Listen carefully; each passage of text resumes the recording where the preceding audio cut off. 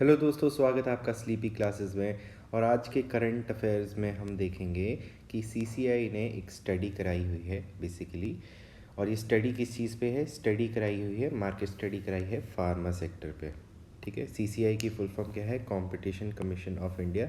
और इन्होंने अपनी जो करवाई है जेनरिक ड्रग्स पे करवाई हुई है। तो इन्होंने क्या फाइंड आउट किया है कि जो हमारी जेनरिक ड्रग्स हैं वो ब्रांड कंपटीशन पे काफ़ी ज़्यादा भारी पड़ रही है। ठीक है, मतलब ब्रांड कंपटीशन काफ़ी ज़्यादा ऊपर आ गया हुआ है और जेनरिक ड्रग्स जो हैं वो काफ़ी ज़्यादा नीचे आ गई हुई हैं। ठीक है, तो अब देखते हैं कि इसमें है क्या, कंटेक्स्ट क्या है। अब देखिए, कंपटीशन कमीशन ऑफ इंडिया ने कहा है, उन्होंने एक रिकमेंडेशन दी है कि एक national digital drug data bank बनाया जाए और एक स्ट्रिक्ट इन्फोर्समेंट हो ताकि इस चीज़ की ड्रग क्वालिटी स्टैंडर्ड्स की, और वो ताकि बूस्ट करे प्राइस किसकी, competition amongst generic drugs in India. ठीक है, तो हम ये भी जानेंगे कि जेनेरिक ड्रग्स क्या होते हैं, कंपटीशन कमीशन क्या होते हैं। लेकिन सबसे पहले तो ये जानना पड़ेगा कि फाइंडिंग्स क्या है, सीसीआई ने ये सब किया क्यों है। ठीक है, और सीसीआई बेसिकली जो है बहुत ज़्यादा स्टडीज़ भी करवाता है। ठीक है, अभी अगर आप इनकी वेबसाइट पे जाएंगे तो आप देखेंगे कि इन्होंने market study on e commerce भी करवाई हुई है। ठीक है, तो अब देखते हैं। अब देखिए, की फाइंडिंग्स क्या हैं सीसीआई की। अब देखिए, सीसीआई ने ये ढूंढा है कि जो आपकी जो मार्केट है जेनरिक ड्रग्स की, वो ब्रांड कंपटीशन पे बहुत ज़्यादा चली हुई है। ठीक है जी, इंस्टेड ऑफ प्राइस कंपटीशन। ठीक है, अब होता क्या है कि हम ब्रांड कॉन्शियस तो हम होते ही हैं, और वो ब्रांड कॉन्शियस किस लिए हो जाते हैं, वो किस तरीके से होता है, वो थोड़ा सा आपको एक बहुत ही डेली एग्जांपल से देता हूँ। ठीक है, अब क्या है इसमें फाइंडिंग में ये पाया गया है कि आपकी जो जैसे कोई कोई भी दवाई है, ठीक है, उसकी ब्रांड वैल्यू ही बढ़ा दी जाती है। किस माध्यम से? सबसे पहले आपके एमआरस आते हैं। एमआरस क्या होते हैं? Medical representatives.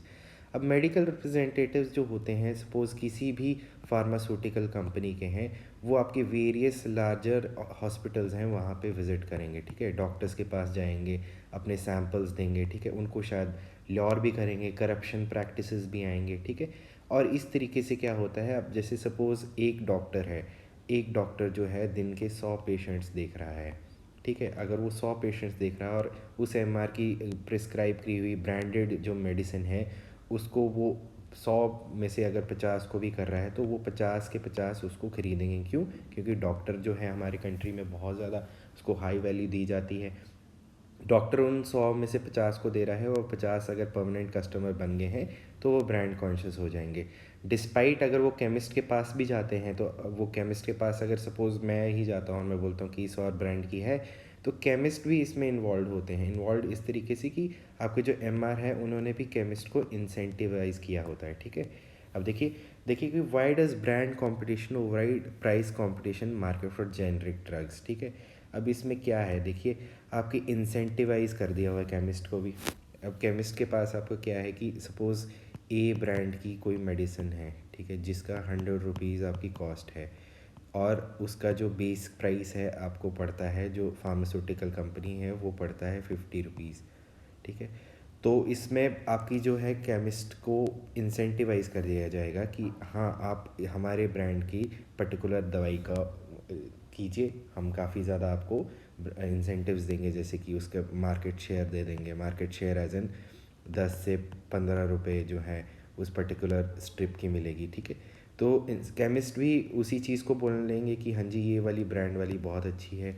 डॉक्टर भी उसी चीज़ को बोलेगा, और जो जेनेरिक मेडिसिन है वो कहीं ना कहीं गुम हो जाएगी। ठीक है, अब जेनेरिक मेडिसिन बोल रहा हूँ तो जेनेरिक मेडिसिन होती क्या है उसके बारे में भी जानते हैं। देखिए, कोई भी मेडिसिन जो है वो बनती है, वो उस पर बहुत ज़्यादा रिसर्च लगती है।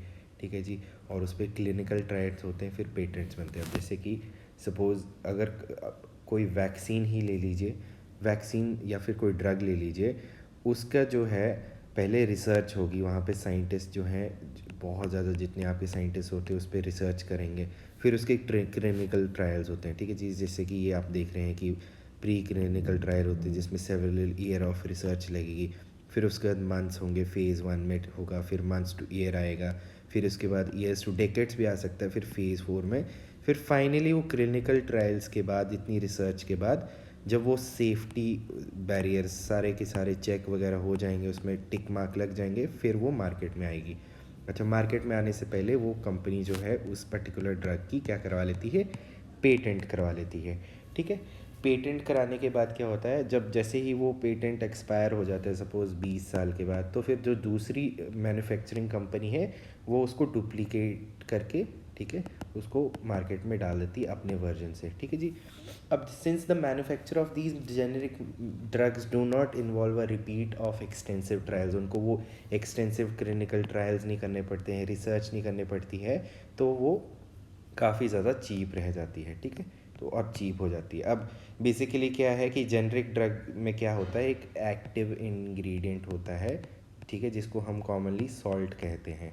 ठीक है, वो सारा सेम रहता है, लेकिन जो दूसरी जो इनर्ट इंग्रेडिएंट होती है, जो कि हम ये ब्रांड वाले बात कर रहे हैं, उसमें आपका क्या क्या डिफरेंट होता है, उसकी कलर डिफरेंट हो सकती है, शेप डिफरेंट हो सकती है, टेस्ट डिफरेंट हो सकती है, लेकिन बेसिकली काम तो सॉल्ट का ही है। तो हमारी जेनरिक ड्रग बेसिकली क्या होता है, सॉल्ट जो है वो बिल्कुल सेम रहता है सारे के सारे मेडिसिन में, जैसे पैरासीटामॉल ही है। ठीक है, लेकिन उसकी कलर चेंज हो गया या उसमें इनर्ट इंग्रेडिएंट किसी और कंपनी का है, तो वो ब्रांड बन के आ जाएगा। ठीक है दोस्तों, तो ये था जेनरिक ड्रग्स के बारे में। अब देखते हैं कंपटीशन कमीशन ऑफ इंडिया क्या है। अब हमने सीसीआई के बारे में तो बोल लिया, लेकिन पता भी होना चाहिए कि सीसीआई क्या है।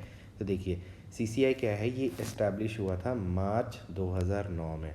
ठीक है जी, गवर्नमेंट ऑफ इंडिया के ने इसको इस्टेब्लिश किया था, किसके अंतर्गत, कंपटीशन एक्ट 2002 के अंतर्गत। ठीक है, अब कंपटीशन का मतलब क्या होता है कि अब इनकी जो वेबसाइट थी, अगर वहाँ पे भी अगर आप जाएंगे तो उसमें कहा है कि इंश्योरेंस की कॉमन मैन या जो आम आदमी है उसके पास एक्सेस हो ब्रॉडेस्ट रेंज ऑफ गुड्स और सर्विसेज की, ताकि वो मोस्ट कॉम्पिटिटिव प्राइस पे उसको ढंग से मिल पाए। ठीक है जी। अब जैसे ही कंपटीशन बढ़ेगा तो प्रोड्यूसर्स जो हैं वो मैक्सिमम इंसेंटिव्स डालेंगे, इनोवेट करेंगे, स्पेशलाइज करेंगे। इस कंपटीशन को रेगुलेट करने के लिए बेसिकली कंपटीशन कमीशन है। अब इसका ऑब्जेक्टिव क्या है, अभी देखिए, ये एलिमिनेट करता है practices having adverse effect on competition. ठीक है, कंपटीशन रिक्वायर्ड है, बहुत ज़रूरी है, लेकिन अगर कोई कंपटीशन इस तरीके से हो गया जो कि कंज्यूमर को नुकसान पहुंचा रहा है, तो वो गलत बात है। फिर ये करते हैं प्रोमोट एंड सस्टेन कंपटीशन। ठीक है, एक अच्छा हेल्दी कंपटीशन होना बहुत ज़रूरी है। ठीक है, व्यापार में कंपटीशन होना ज़रूरी है।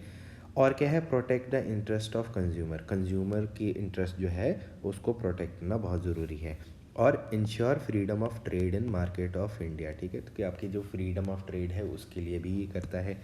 और इस्टेब्लिश करना है एक रोबस्ट कॉम्पिटिटिव एनवायरनमेंट। वो किस तरीके से, ताकि एक प्रोएक्टिव एंगेजमेंट हो सारे स्टेक होल्डर्स की, कंज्यूमर्स की, इंडस्ट्रीज़ की, गवर्नमेंट की, इंटरनेशनल ज्यूरिस्डिक्शन की, ताकि एक होलिस्टिक अप्रोच आ पाए। फिर क्या है, being knowledge intensive organisation with high competence level. ठीक है, मतलब कि आपके पास एक अच्छी तरीके से नॉलेज होनी चाहिए हर तरीके की। जैसे अभी जेनरिक मेडिसिन है तो इन्होंने कहा है कि ठीक है, अभी हमें इस्टेब्लिश करना चाहिए, जो हम कह रहे हैं कि national digital drugs data bank. ठीक है जी, NDDD भी कह सकते हैं। ठीक है, तो वो एक क्या है, इसमें एक हाई कॉम्पिटेंस लेवल भी चाहिए, जिसमें इंटेंसिव ऑर्गेनाइजेशन नॉलेज हो, और साथ में प्रोफेशनलिज्म, ट्रांसपेरेंसी और रिजॉल्व करने का भी तरीके होने चाहिए, ताकि इसकी इन्फोर्समेंट एक बढ़िया तरीके से हो पाए। ठीक है दोस्तों, तो ये था CCI की market study on pharma sector. I hope आपको ये लेक्चर ठीक लगा हो। तब तक के लिए आपसे फिर से मुलाकात होगी। तब तक के लिए टेक केयर, नमस्कार, बाय बाय।